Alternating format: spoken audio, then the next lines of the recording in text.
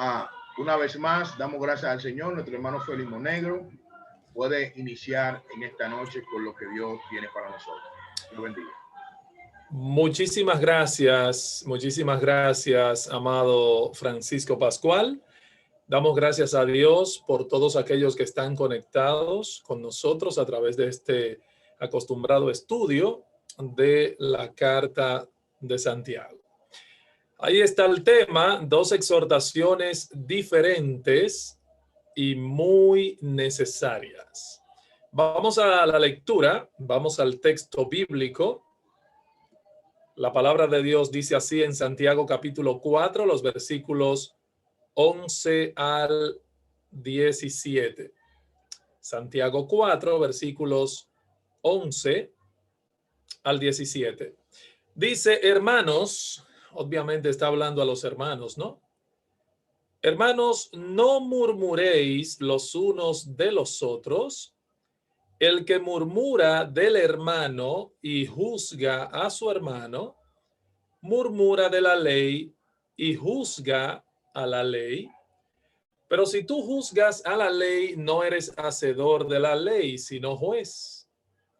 Uno solo es el dador de la ley que puede salvar y perder, pero tú, ¿quién eres para que juzgues a otro? Versículo 13. Vamos ahora, los que decís, hoy y mañana iremos a tal ciudad y estaremos allá un año y traficaremos y ganaremos, cuando no sabéis lo que será mañana. Porque ¿qué es vuestra vida? Ciertamente es neblina que se aparece por un poco de tiempo y luego se desvanece. En lugar de lo cual deberíais decir, si el Señor quiere, viviremos y haremos esto o aquello. Pero ahora os jactáis en vuestras soberbias. Toda jactancia semejante es mala. Y al que sabe hacer lo bueno y no lo hace, le es pecado. Muy bien, hoy concluimos este cuarto capítulo de la Carta de Santiago y aquí, hermanos, nosotros nos encontramos con dos exhortaciones, como ustedes pueden apreciar, aunque diferentes, pero ambas muy necesarias, de ahí el título del estudio de hoy. Y la primera es una prohibición contra la murmuración, una prohibición contra la murmuración en los versículos 11 y 12, y la segunda, en los versículos 13 al 17, es una exhortación a no vivir como ateos religiosos. De manera que vamos a ver de inmediato la primera exhortación. La primera exhortación. Se trata de una exhortación contra la murmuración. Dice otra vez la palabra de Dios ahí en el versículo 11, hermanos, no murmuréis los unos de los otros. El que murmura del hermano y juzga a su hermano, murmura de la ley y juzga la ley. Pero si tú juzgas a la ley, no eres hacedor de la ley, sino juez. Fíjense que aquí Santiago nos plantea dos cosas. Por un lado, hay una prohibición contra la murmuración y por el otro lado, hay dos razones por las que no debemos murmurar. Muy bien. Lo primero es una prohibición expresa a no murmurar. Y la segunda son las razones por las que no debemos murmurar. ¿Y cuáles son las dos razones que Santiago da y que vamos a ver de forma detallada en esta noche, Dios mediante? Bueno, la primera es que no estamos por encima de la ley, pero tampoco estamos por encima del Señor. Ni estamos por encima de la ley, ni estamos por encima del dador de la ley, que es el Señor. Ok, vamos a comenzar hablando un poquito de la murmuración. El pequeño diccionario Larousse define murmurar como hacer comentarios en perjuicio de una persona ausente. Eso, según el diccionario, es murmurar. Es hacer comentarios en perjuicio de una persona ausente. Hermanos, en realidad la palabra original es mucho más amplia en su significado, porque los diferentes usos, según estuve estudiando, abarcan detractar, difamar, murmurar, hablar mal de otro o contra otro, desprestigiar. O sea, todo esto está enmarcado en esa palabra murmurar, en la palabra original que Santiago utiliza aquí. Repito, sus usos abarcan detractar, difamar, murmurar, hablar mal de otro o contra otro, desprestigiar incluso está englobado en el término. Ahora, el significado literal es hablar en contra. Ese es el significado literal. Hablar en contra. De ahí que la Biblia de las Américas lo traduzca de esta manera. Escuchen cómo dice la versión de las Américas. Hermanos, no habléis mal los unos de los otros. ¿Se dan cuenta? No habléis mal los unos de los otros. Miren, la mayoría de la gente piensa que no hay nada de malo en traspasar información negativa acerca de otros, siempre y cuando sea verdad lo que se diga. Hay personas que piensan de esa manera. No está mal si yo traspaso información negativa sobre otros, siempre y cuando sea verdad lo que se diga. Ahora, la mentira, hermanos, yo creo que nadie va a negar que la mentira es obviamente inmoral. Ahora, ¿qué de traspasar información verdadera que afecte la reputación de otro? Esa es una pregunta importante. Porque la gente muchas veces lo hace porque siente que es una necesidad hacerlo. Y la verdad es, hermanos, que usada como una licencia para afectar la reputación de otras personas es problemático. Sin embargo, el término que se utiliza aquí incluye hasta el decir cosas que son verdaderas. Atención.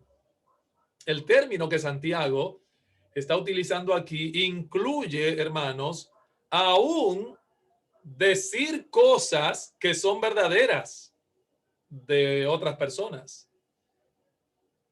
Las palabras aquí incluyen, repito, murmurar, difamar, detractar, chismear. El chisme está incluido aquí. Y esas palabras que están incluidas en el término dan la impresión de que la información negativa que se traspasa es falsa. Pero, ojo, nuestro pasaje no se limita a eso. No se limita a eso. Se trata de hablar mal de otro o contra otro con un propósito no piadoso ni beneficioso. Voy a citar aquí lo que un autor dijo en cierta ocasión. Algunos rechazan el atropellar a otro a sus espaldas, pero creen que está bien si lo hacen cara a cara. Estas personas son movidas por una compulsión moral a percibir a los demás de sus propias faltas. Para ellos, encontrar faltas es un don espiritual. Oiga esto suena hasta raro. Para estas personas, encontrar faltas en otros es un don espiritual. Y yo me reía porque ese autor cuenta la historia real de un joven que él conoció, que después de leer la lista de los 7 dones mencionados en Romanos capítulo 12, oigan esto, ese joven concluyó que él tenía el don de profecía. O sea, estudiando ahí esos 7 dones espirituales de Romanos 12, este joven estudiante llegó a la conclusión de que él tenía el don de profecía. Y cuando le preguntan, ¿y por qué tú crees que tú tienes ese don? Dice, bueno, porque los profetas eran polémicos, mordaces y de lengua afilada, como él era. Por lo tanto, debo tener ese don, decía él. Yo tengo ese don, como los profetas. O sea, le entendí aquí que husmear las faltas era un don espiritual. Pero bueno, hay personas que piensan más allá de lo que está escrito, ¿no? Mis hermanos, oigan lo que dice la Escritura. Son varios principios que nosotros podemos leer a la luz de las Escrituras que giran en torno a este asunto. Dice Proverbios 17:9, el que cubre la falta busca amistad, mas el que la divulga aparta al amigo. Proverbios 17:9 dice esto. Otro proverbio, ahí mismo en el capítulo 17, versículo 27, dice, el que ahorra sus palabras tiene sabiduría, de espíritu prudente es el hombre entendido. Otro pasaje, Proverbios 17:28. Aún el necio cuando calla es contado por sabio. El que cierra sus labios es entendido. El que cierra sus labios es entendido. Ahora, usted me preguntará, pero pastor, ¿y cuáles son las razones que Santiago da para esta prohibición? O sea, ¿por qué? Él dice, no murmuréis. ¿Y por qué esta palabra incluye aún hasta decir cosas que son verdaderas en contra de otros? Bueno, la primera razón para no murmurar es que nadie está por encima de la ley. Nadie está por encima de la ley. Lo voy a presentar. No estamos por encima de la ley. Versículo 11 dice, el que murmura del hermano y juzga a su hermano, murmura de la ley y juzga a la ley. Pero si tú juzgas a la ley, no eres hacedor de la ley, sino juez. ¿A qué se refiere aquí Santiago con juzgar a la ley? ¿Qué es juzgar la ley? Bueno, podemos tener una idea si nos fijamos en la última frase del versículo, de ese versículo 11. Y vamos a llegar a la conclusión de que juzgar la ley es colocarse en contraposición con cumplir y obedecer la ley. O sea, esa es la idea. Juzgar la ley es colocado aquí en el texto, en el pasaje, en contraposición con cumplir y obedecer la ley. Es decir, si tomamos la libertad de desobedecer la ley, es como si no estuviésemos realmente poniendo por encima, o sea, juzgar la ley. Voy a repetir esta parte.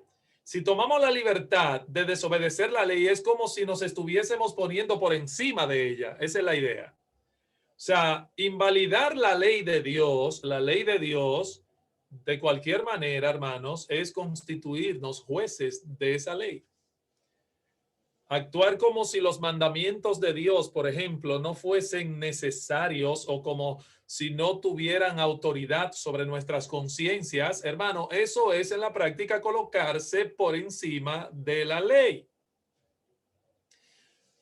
¿Son acaso nuestras opiniones mejores que las de Dios? Imposible. Dice el autor Hughes, dice que de dejarnos, hubiésemos querido estar con Moisés en Sinaí para editar las cosas un poco mejor.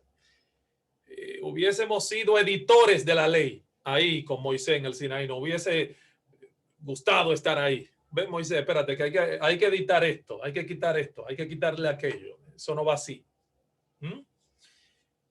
No hablar caritativamente de los demás, mis hermanos, y bueno, eso constituye una violación de la ley real. Recuerden, de la que Santiago ya nos había hablado en el capítulo 2.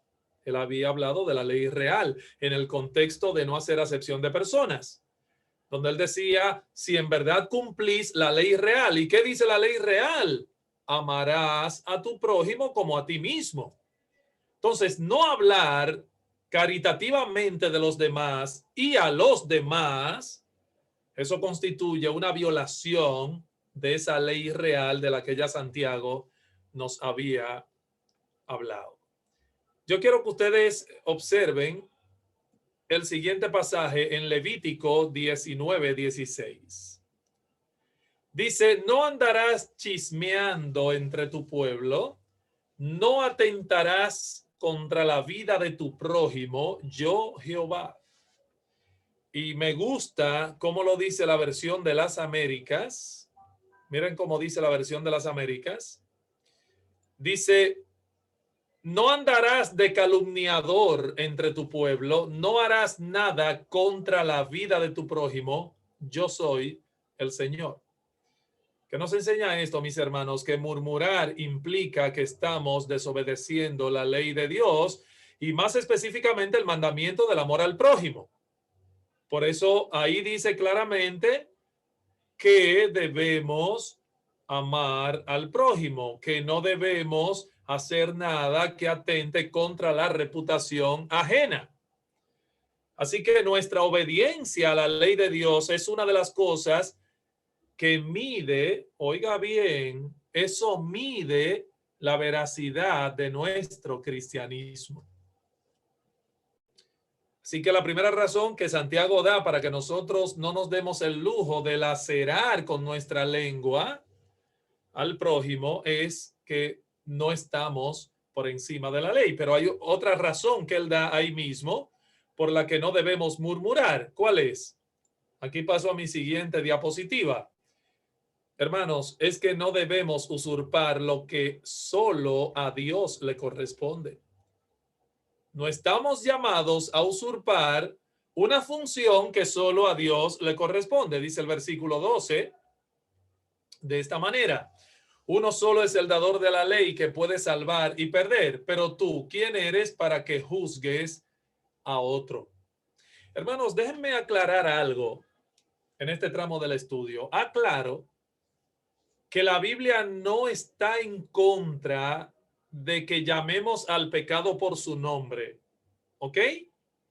Ahora, lo que sí la Biblia condena es el hipercriticismo, el ser hipercrítico. O sea, la Biblia está en contra de andar en búsqueda de las faltas de los demás mientras ignoramos la nuestra o las nuestras. Hermanos, nosotros tenemos una óptica 20/20 para mirar los defectos ajenos y 7 de miopía para mirar los nuestros. Somos rápidos en detectar los defectos ajenos, pero lentos y tardos para detectar nuestros propios errores. Tenemos que durar meses para decir, bueno, parece que fallé, parece que me equivoqué cuando se trata de nosotros. Entonces, el hipercrítico es aquel que ve a 1000 millas con curva. O sea, el hipercrítico es un enfermo husmeando faltas ajenas, y el tipo de juicio que Santiago está condenando aquí es el que denigra. De hecho, la palabra griega aquí es catalaleo. O sea, el que denigra al otro. Ese es el espíritu que Santiago está condenando aquí. Porque recuerden, hermanos, que hay juicios eclesiásticos cuando se le aplica disciplina pública a una persona que ha pecado y que persiste en su pecado y que es rebelde. Hermano, ese es un juicio que está haciendo la iglesia. Y Dios respalda eso. Todo lo que atéis en la tierra será atado en el cielo, y lo que desatéis en la tierra será desatado en el cielo. Y eso habla en el contexto de la disciplina. Y la Biblia dice, no juzguéis según las apariencias. Ahora dice, juzgad con justo juicio. Y eso lo aclaramos en otro estudio pasado, pero es interesante, hermano.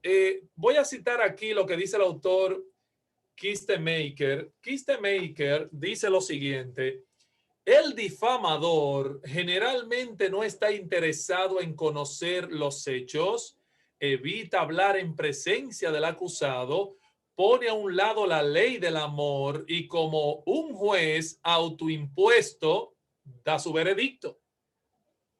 Culpable, da su veredicto. Así que juzgar a los demás es usurpar un derecho que solo Dios tiene. Hermanos, ¿quién es el único que lo sabe todo? Es Dios. ¿Y nosotros?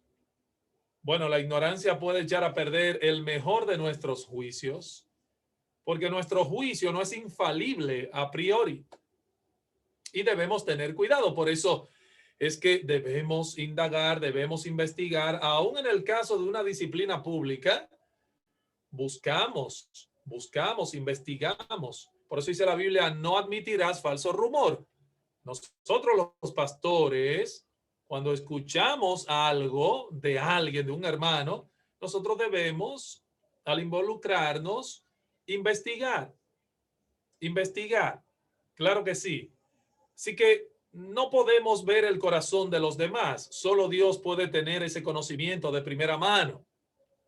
Ahora, no solo tenemos un conocimiento limitado, el pecado también inhibe nuestra visión, hermanos. El pecado inhibe nuestra visión.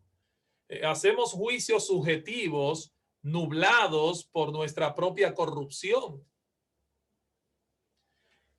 Estas dos razones que Santiago nos da colocan este pecado de la murmuración como uno de los más atrevidos.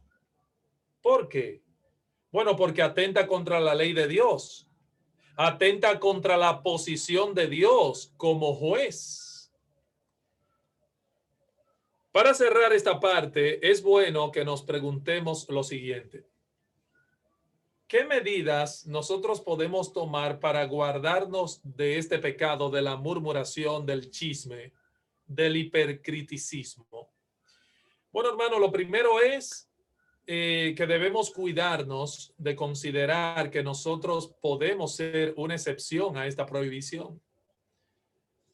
Puede ser que alguien diga, no, yo no calumnio a nadie, yo no critico a nadie, yo no murmuro a nadie.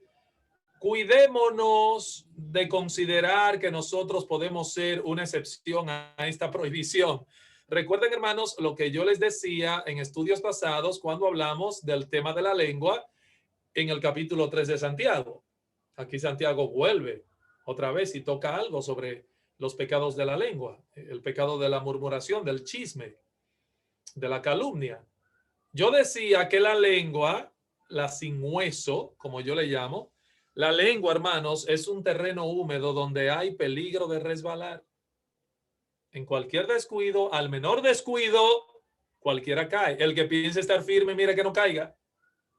Además, Santiago dice que todos nosotros ofendemos muchas veces. He ahí.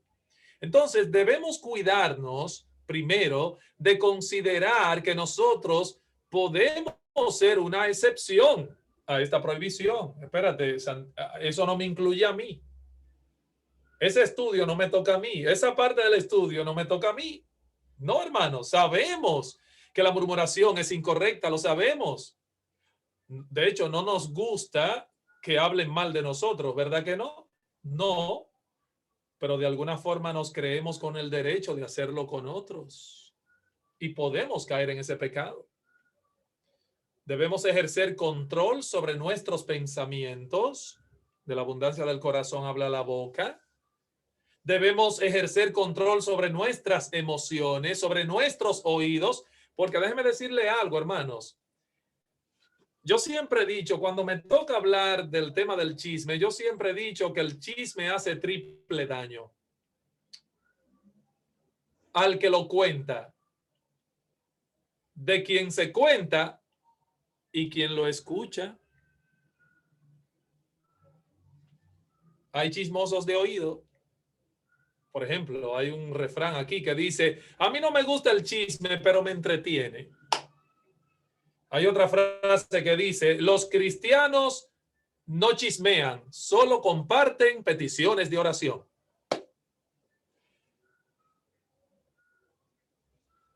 Hermanos, los pensamientos del corazón son los que alimentan las palabras que salen de nuestros labios.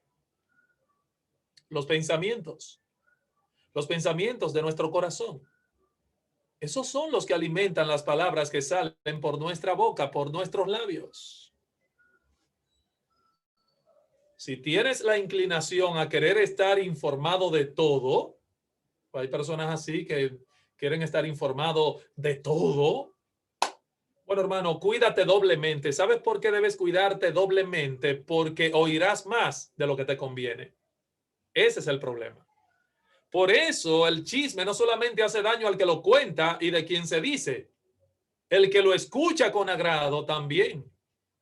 También. Si tienes la inclinación a querer estar informado de todo, mi hermano, cuídate doblemente porque vas a oír más de lo que te conviene. Y eso es peligroso, muy peligroso. Un reportero preguntaba a personas que compraban el periódico en un supermercado si creían en lo que leían en él. ¿Saben lo que algunos respondieron? Venga acá, ¿usted cree lo que usted lee, lo que está leyendo en ese periódico? Algunos contestaron que no, pero que les gustaba hacerlo de todas formas. Lo mismo que ocurre con el chisme, mis hermanos. Lo mismo que ocurre con el chisme. Y este es un tema que nunca será enfatizado demasiado en las congregaciones, en sentido general, quizás. Y hay muchas formas ahora de nosotros propagar, de nosotros diseminar una calumnia, una mentira, porque ahí están las redes sociales, caldo de cultivo, tremendo eso. Antes había que hacer una llamada telefónica, a ver si, pero ya no, ahí están las redes sociales, el WhatsApp, el Facebook, ya no simplemente un correo electrónico. Las informaciones corren a millón.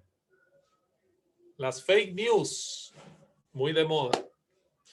Voy a citar aquí lo que dice John MacArthur. Él dice, el primer paso para evitar el pecado de la murmuración no es mantener sellados nuestros labios.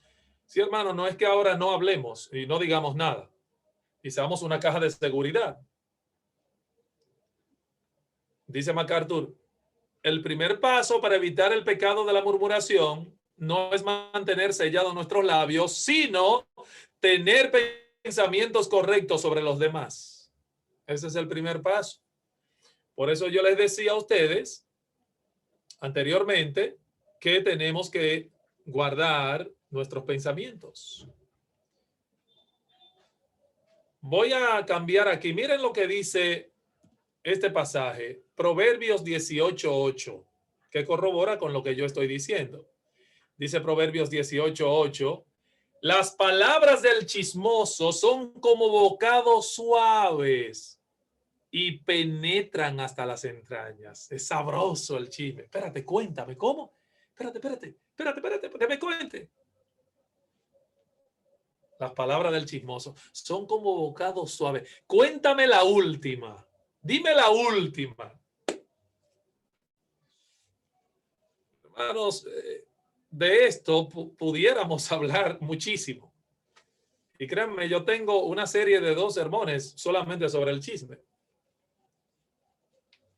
Pero tenemos que pasar a la siguiente exhortación para que el tiempo nos alcance. Habiendo visto esta primera exhortación, entonces vamos a pasar a ver la próxima con la que Santiago cierra el capítulo. Una exhortación bastante solemne. Hago el cambio aquí. Vamos ahora a los que decís, hoy y mañana iremos a tal ciudad y estaremos allá un año y traficaremos y ganaremos, cuando no sabéis lo que será mañana, porque ¿qué es vuestra vida? Ciertamente es neblina que se aparece por un poco de tiempo y luego se desvanece. En lugar de lo cual deberíais decir, si el Señor quiere, viviremos y haremos esto o aquello. Pero ahora os jactáis en vuestras soberbias. Toda jactancia semejante es mala, y al que sabe hacer lo bueno y no lo hace, le es pecado. Miren, hermanos, yo no quiero que ustedes pierdan de vista que Santiago aquí está tratando el tema, escribiendo a quienes, a creyentes. Eso es muy importante. Santiago está escribiendo a creyentes, personas que profesaban ser cristianos. O sea, no está hablando de vidas independientes de Dios acerca de los incrédulos. No. Se puede aplicar, claro que sí, y no podemos limitar esto simplemente al tema de evangelismo. Está hablando a creyentes y estaba escribiendo a personas que se enorgullecían de ser parte del pueblo de Dios. O sea que el problema de querer vivir vidas independientes de Dios, en este caso, no se debe dejar, repito, únicamente para asuntos de evangelismo personal. Es una necesidad, mis hermanos, hablar del tema dentro del pueblo de Dios. Esto es sumamente necesario y pertinente. De hecho, es posible confesar el nombre de Dios y adorar a Dios mientras muchas facetas de la vida son vividas sin ningún tipo de referencia a Dios. Eso es posible. Eso es lo que podemos ver en la gran cantidad, por ejemplo, de decisiones trascendentales que no son consultadas con Dios. ¿A qué iglesia asistir? ¿Con quién me casaré? Esa es una decisión muy seria. La venta de una propiedad, la vocación a la que me voy a dedicar, quizás cuántos hijos voy a tener, etcétera, etcétera. Hay una frase de Agustín que quizá ustedes la conocen, Agustín de Hipona, que dice, ama a Dios y haz lo que quieras. ¿La conocen esa frase? Ama a Dios y haz lo que quieras. Es que si tú amas a Dios realmente, ya, lo demás cae por su propio peso. Ama a Dios y haz lo que quieras. Pero alguien la cambió para expresar la mente moderna y dijo, haz lo que quieras y di que amas a Dios. Haz lo que quieras y di que amas a Dios. Miren, Santiago está planteando lo que es una vida sin referencia a Dios. Santiago aquí está hablando del ateísmo religioso. ¿Usted sabía que existe el ateo religioso? Muchos que profesan creer en Dios viven vidas independientes de Dios en la práctica. O sea, no se preguntan qué piensa Dios de las cosas, no lo toman en cuenta. Toman decisiones a la ligera. Y en ese pasaje yo veo cómo Santiago está planteando algunas cosas. Primero, dos actitudes, dos resultados y dos conclusiones morales.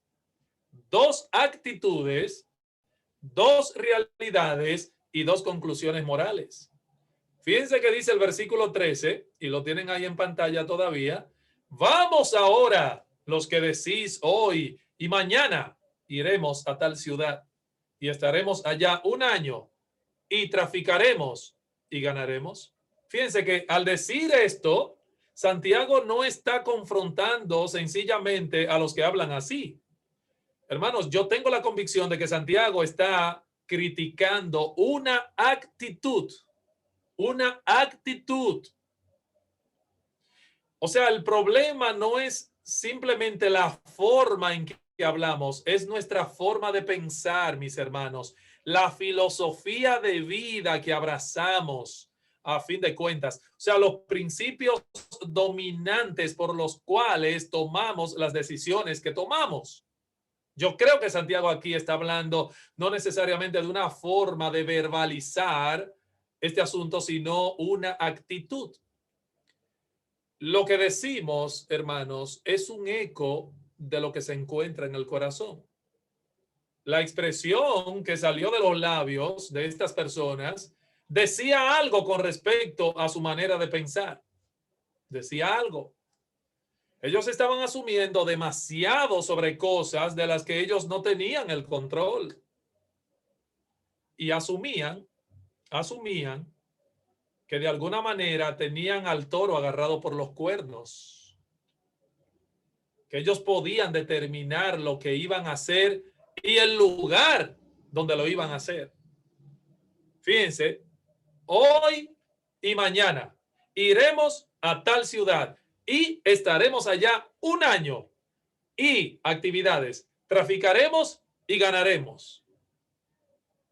Esa declaración, analizándola de forma bien detallada, nos da la impresión de que nos deja entrever que ellos estaban en control de varias cosas. Por ejemplo, ellos estaban en control del tiempo, hoy y mañana.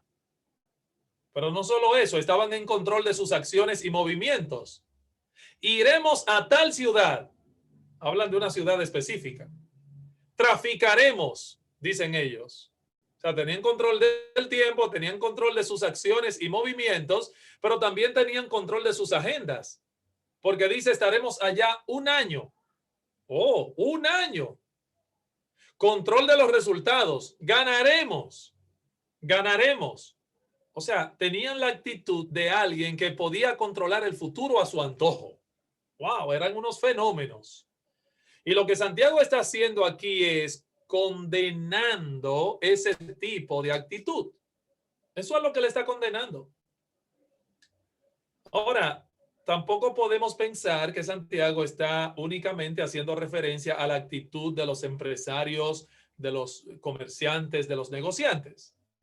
No simplemente aquí él está condenando o confrontando la actitud de ciertos empresarios y negociantes. Hermano, esta es una actitud que toda persona, independientemente de su vocación, puede asumir.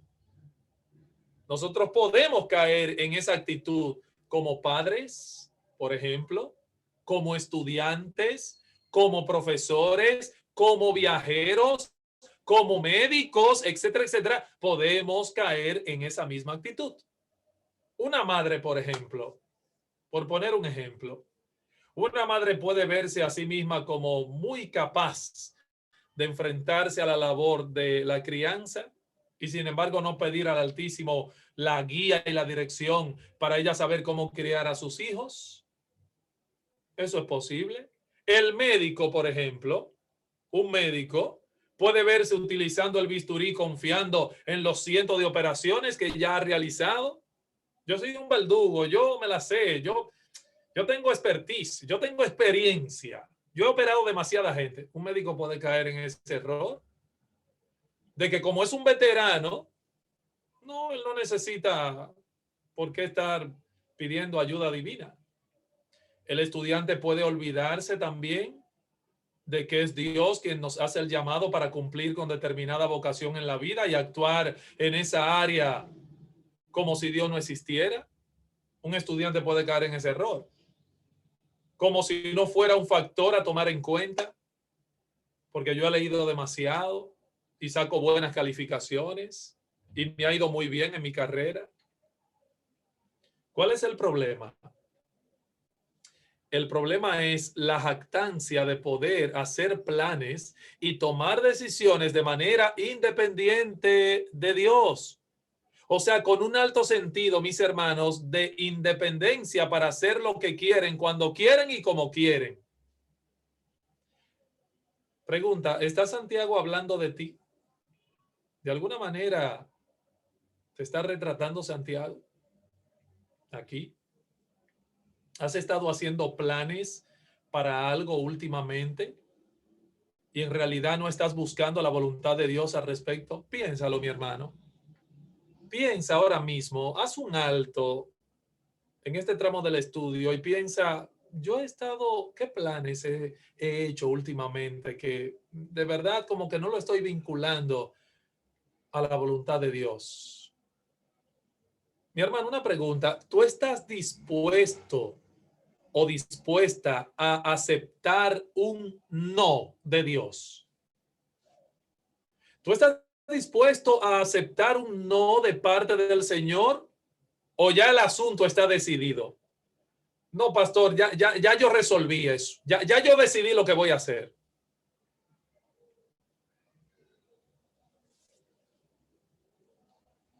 ¿Está dispuesto a aceptar un no de parte del Señor?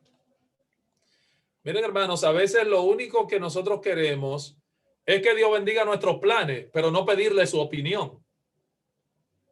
Que Dios bendiga nuestros planes. Yo voy para adelante, yo voy a echar para adelante esto, yo voy a tomar esta decisión y para adelante que voy. Señor, yo lo que quiero es tu bendición, punto.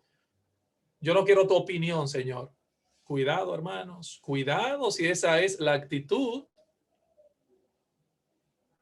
Por eso es que Santiago nos señala en el versículo 15 la sumisión de una voluntad rendida a la soberanía de Dios.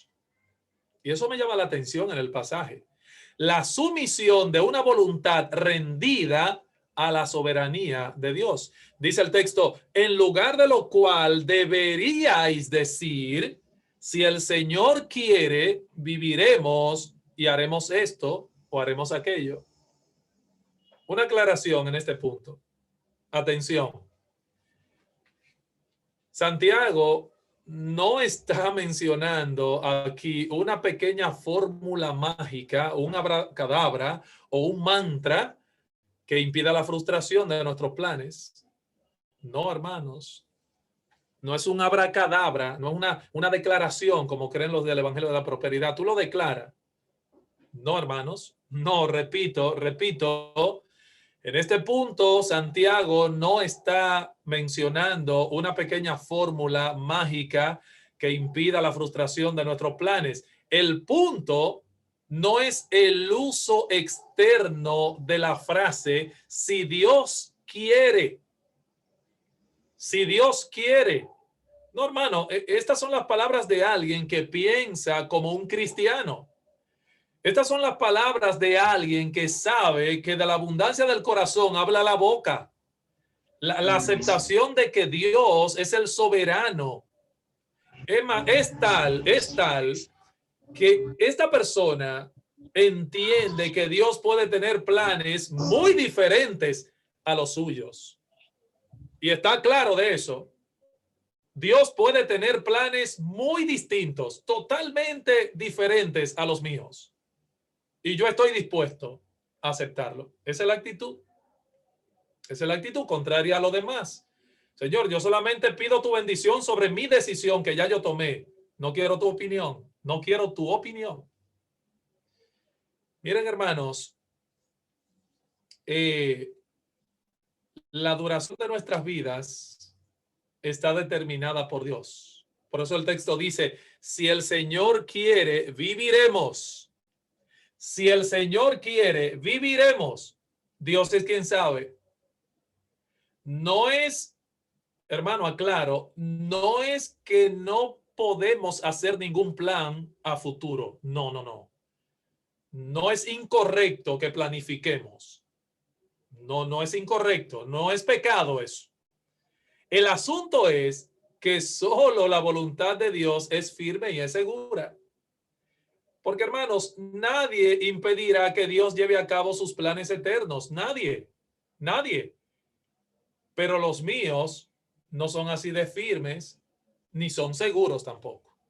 Los planes de Dios, el decreto de Dios, óigame, por encima del infierno y de todo se va a dar. Ahora, los míos no son así de firmes como los del Señor, ni mucho menos son así de seguros como los de Dios.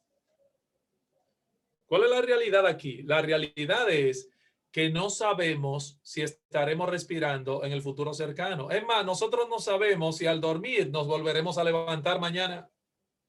Eso nadie lo sabe. De hecho, en el versículo 14 dice Santiago, porque ¿qué es nuestra vida? Ciertamente es neblina que se aparece por un poco de tiempo y luego se desvanece. Se desvanece. Esa es la realidad. No sabemos si al dormir nos vamos a levantar de nuevo. Hermano, los eventos, todos los eventos de nuestra vida están determinados por Dios. Por eso dice el texto, si el Señor quiere, haremos esto o aquello. O sea, no es que solamente la duración de nuestra vida está determinada por Dios. Si el Señor quiere, viviremos. Sino que también Santiago señala aquí que los eventos de nuestra vida también están determinados por Dios. Si el Señor quiere, haremos esto o aquello. Él no solo ha determinado la longitud de tus días. Escúchame bien, mi hermano, mi hermana. Dios no solamente ha determinado la longitud de tus días, Él ha trazado el curso de tu vida. Los detalles de los que está hecha la vida están en las manos de Dios, del Dios soberano. Este que tiene esa actitud que Santiago nos está mencionando aquí, es alguien que voluntariamente se somete a la voluntad soberana de Dios. Es más, hermanos, es más, voy más lejos. Es alguien que se deleita en la voluntad de Dios, aunque duela, que se goza en saber que es Dios quien está en control. Observen también, esto es muy importante, que una de las cosas que nos aclara este versículo es que no toda planificación es pecaminosa, y eso es importante. Por eso el texto no dice, si el Señor quiere, haremos lo que se nos ocurra en el momento. No. El texto no dice eso. Si el Señor quiere, haremos esto o aquello. Hay algo que podemos hacer. La planificación responsable y sumisa es correcta. Planificación responsable y sumisa, supeditada a la voluntad de Dios, hermano, eso es correcto. Ahora, insisto, no se trata, en el caso del si Dios quiere, de utilizar esa frase si Dios quiere en una forma mecánica. O sea, debemos cuidarnos, hermano, del abuso de la frase, de usar esa frase como muletilla, si Dios quiere. Si Dios quiere. O sea, como mecánicamente. Lo importante aquí es la atmósfera general de nuestra vida, la actitud del corazón. Yo creo que Santiago aquí está hablando de una actitud, la mentalidad con que nosotros nos conducimos en nuestras vidas y la mentalidad, ¿por qué no?, con que conducimos nuestras vidas. Es una actitud. Me gusta lo que el Señor le dijo a Moisés. Véanlo en pantalla ahí. En Éxodo 33:15, Moisés le dice, Señor, si tu presencia no ha de ir conmigo, no nos saques de aquí. Eso es una actitud. Proverbios 16. Véanlo en pantalla. Proverbios 16, versículo 3. Encomienda a Jehová tus obras y tus pensamientos serán afirmados. ¿Se dan cuenta? Encomienda a Jehová tus obras, lo que haces, lo que emprendes, y tus pensamientos serán afirmados, porque Dios te va a mostrar en el interín y Dios te va a mostrar a las circunstancias su voluntad, si es realmente que quieres conocer cuál es su voluntad. Y este texto me encanta, Proverbios capítulo 3, quizás sea el favorito de muchos, versículos 5 al 7, dice Proverbios 3, 5 al 7, fíate de Jehová de todo tu corazón y no te apoyes en tu propia prudencia. Reconócelo en todos tus caminos, no en algunos proyectos, no. Reconócelo en todos tus caminos y Él enderezará tus veredas. Hay cosas que quizás tú piensas que son, wow, geniales, y Dios hace así, pan, y te la endereza. Porque para ti eran geniales, pero Dios dice, no te conviene. Por eso dice, no seas sabio, sigue diciendo ahí, no seas sabio en tu propia opinión. Teme a Jehová y apártate del mal. Ya finalmente yo quisiera concluir, mis hermanos, este estudio mirando los versículos 16 y 17 de Santiago, versículos 16 y 17, donde Santiago nos da dos conclusiones morales. Ya nos dio dos actitudes y dos realidades. ¿Cuáles son las realidades? Bueno, que la vida es breve y que la vida es incierta, que hoy estamos aquí y no sabemos dónde vamos a estar de aquí a un segundo, o a un minuto, o a una hora. Y las dos actitudes, bueno, ya la mencionó, una actitud que es mala, pecaminosa, hacer planes a expensa de lo que Dios piense, y la otra actitud correcta que es no. Dios es soberano y todos mis planes, metas y proyectos, claro, los voy a emprender, pero están supeditados a su voluntad. Así que si el Señor quiere, haremos esto o aquello. Esa es la actitud positiva. Ahora, Santiago termina diciendo, pero ahora os jactáis en vuestras soberbias. Toda jactancia semejante es mala, y al que sabe hacer lo bueno y no lo hace, le es pecado. Pregunta, hermanos, ¿cuál es la implicación del caso que Santiago está planteándonos aquí, que está tratando aquí? ¿Cuál es la implicación? Bueno, vean, observen que tanto el versículo 16 como el 17 concluyen con una evaluación, El verso 16 dice, toda jactancia semejante es mala, es maligna, en otras palabras.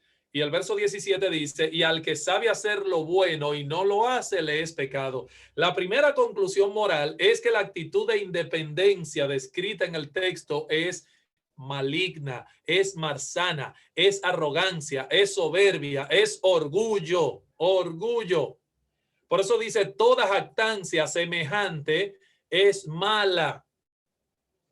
Esa jactancia tiene una familia de actitudes, de cosas que son malas. Y ya Santiago había dicho, recuerden, en este mismo capítulo, que Dios se opone ¿a qué? Al orgulloso. Dice, pero Él da mayor gracia. Por esto dice que Dios resiste a los soberbios. En ese mismo capítulo, Santiago lo trató. Hermano, ¿qué es la arrogancia? La arrogancia es ocupar un lugar que no nos corresponde. Nosotros no somos soberanos. Nosotros no somos lo que tenemos al toro agarrado por los cuernos. Nosotros no somos omniscientes. No, hermano, nosotros no somos los que sabemos. El que sabe es Dios. No somos dueños de nuestra propia vida. Es una vida prestada. Pertenecemos a Dios. No sois vuestros, como dice Pablo a los Corintios. No soy vuestro. Eso es la arrogancia, es ocupar entonces un lugar que no nos corresponde. Y la segunda conclusión moral nos dice, y al que sabe hacer lo bueno y no lo hace, le es pecado. Le es pecado. La declaración de ese versículo del 17 que acabamos de leer ahora, muchas veces es tratada de manera aislada a su contexto inmediato. Sermones han sido predicados con respecto a los pecados de omisión, los pecados que se omiten, ¿ah? El pecado de no hacer. Y no es ilegítimo hacerlo, a mi juicio, ¿eh? Ok, yo no estoy en contra de eso. Ahora bien, lo que no debemos perder de vista, hermanos, es que esta declaración que Santiago hace aquí es dada en el contexto de vivir con una mentalidad de independencia de Dios. Una mentalidad que ignora la brevedad de la vida, que ignora la soberanía de Dios en los asuntos de los hombres. Eso sí. Está mal pensar como un ateo. ¿No es cierto? Sí, pastor, está mal pensar como un ateo, pero también está mal vivir como un ateo. Las dos cosas.